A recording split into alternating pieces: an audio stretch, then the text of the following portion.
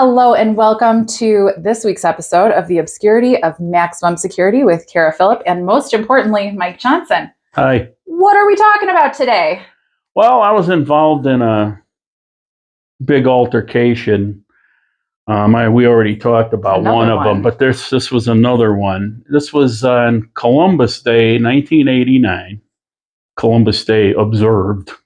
It was a Monday. So a Monday. It was a Monday holiday. It's a state holiday. Mm-hmm. But anyway, I was working the walk, K6100. I was like the traffic cop. I think we talked about it, how there used to be a series of fences and gates in there. It's all wide open now. And basically, I was in charge of line movement and making sure lines didn't collide and, things like that. Kept everything running smoothly. If an inmate had a pass, I'd check it out, make sure it wasn't bogus.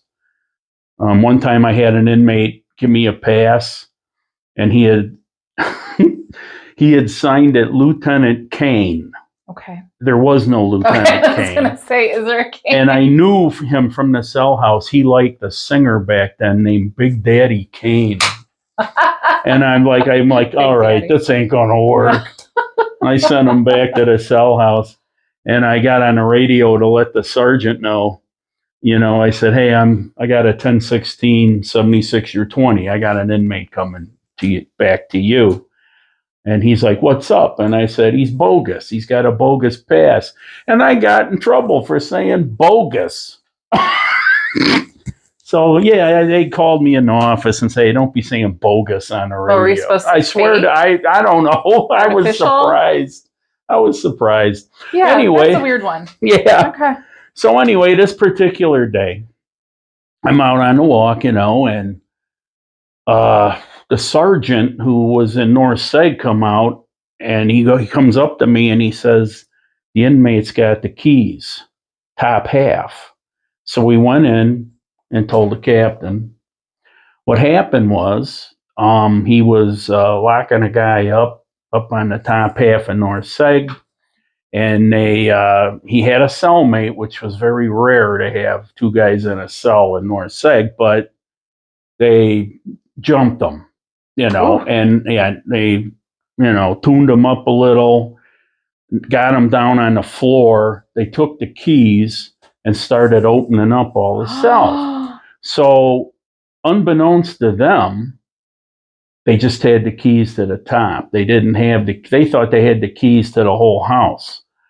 He got up, and they didn't even bother to chase him or nothing. He ran down the stairs, let himself out, and North Seg come out, and there I am standing there, and we went and told the captain. So the inmates let everybody out up on the second floor and started tearing everything up there. So what happened was we had to go in and take it back. Now, I was on the TAC team, and you always dress out and all this stuff, when we used to train. But usually when something went down like that, all that goes right out the window. You don't have time to put all that stuff on. Jumpsuit, riot helmet, SAP gloves, steel-toed boots, orange jumpsuit, all that stuff. Forget about it.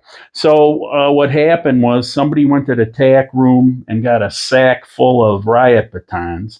They locked down the whole institution.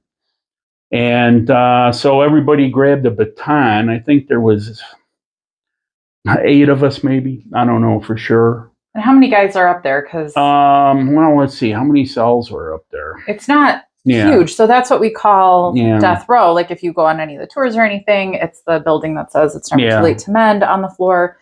That old school building. I think so. There's only maybe 5 on each side. Yeah. 6? 6 on each side. Maybe. I don't recall, but I was thinking there's 12 to 14. Yeah, that's in that neighborhood. So, all right. So we're all grabbing a baton. We're going to go in there. And the warden ordered that before we went upstairs, we had to let everybody out of the cells on the first floor. Okay. So we go in there, and the inmates upstairs got the fire hose out. They stopped up the toilets. So it's like Niagara Falls coming through those grates. The grate? Oh. Yeah. And they got the fire hose out. So as we're going one cell at a time, we open up the chuck hole, stick your hands out, and we were flex cuffing them, those strips, like you get at Menards. We call them flex cuffs. And they stick their hands out, and we, cuff them, open the door, and then a couple guys would take them out. There used to be a fence that went from North Seg to the powerhouse. Flex cuffed them to the fence. Okay. So as we're doing this, they're blasting us with the fire hose from the second floor through the grates.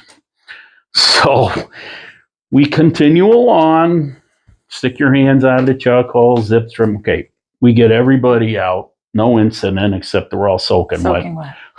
Okay. Miserable. Yeah. And those guys from the first floor, North Seg, they're all flex cuffed to the fence out there. So now it's time to go in. So the lieutenant that they put in charge of us went to the armory, and he signed out a knife for life, which are those, it's like a knife that doesn't open like a regular knife would open. It's kind of got like a curved blade. I think they use them to like cut seatbelts. That's what I'm picturing, like a seatbelt. Yeah, okay. Right. Yeah, something like that. He got one of those, and he signed out a 37 millimeter gas gun. Okay. And which, it's got a tube about that big, and it breaks open like a flare gun. And he signed out one of those. Okay, we're ready to go. So everybody got a baton. We lined up on the stairwell. He was in front. I was behind him. And we get upstairs, and they got the door tied shut with a sheet. Ooh. And then they also threw all their blankets and sheets on the other side of the door and set them on fire. So, it's okay. So, yeah. So the whole thing. He's got that 37 millimeter gas gun, which, by the way, is for outdoor use only. But supposedly. I mean, so anyway, this is terrible. Everything that's happening. So I'm leaning against the door to get it open, and he stuck the barrel through, and poof, he fired the projectile, and it you kind of hear bang, boom, bang, and then it's like this. Oh my God! Just gas, man. Oh my God. So he's got the knife for life. Cuts that sheet. Oh! And we push the door open, and all the burning sheets and blankets and shit go knocked all over. Okay. So here they come. Gas and all. This is like a movie. This is like, then there's like this another crazy level to it. Like, oh my God. So anyway, here they come. All right. So we didn't have to go in and get them because they were like, trying to get away from the gas, but it didn't take the fight out of them. Oh. So here they come. They come through the doorway. Now that little stairwell. Yeah. And we're at the top in the doorway. And the first guy comes through and is like he's going to push or something. And I nailed him with the baton. Illegal hit, by the way. Okay. I just want to make that clear. There were legal hits, and I got him in the breadbasket in the diaphragm. And he doubled over.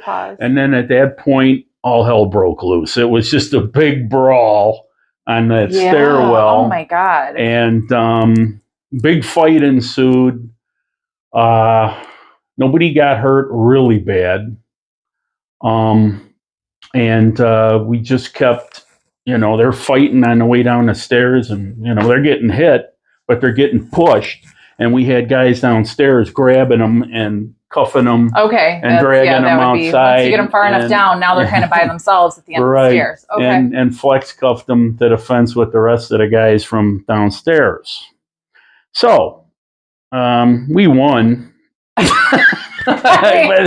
Regain control. And unlike the other thing I was in, I didn't have a scratch on me. On that other one. I come out of this one without a scratch. So That's the end of part 1. Make sure to join us next week for part 2.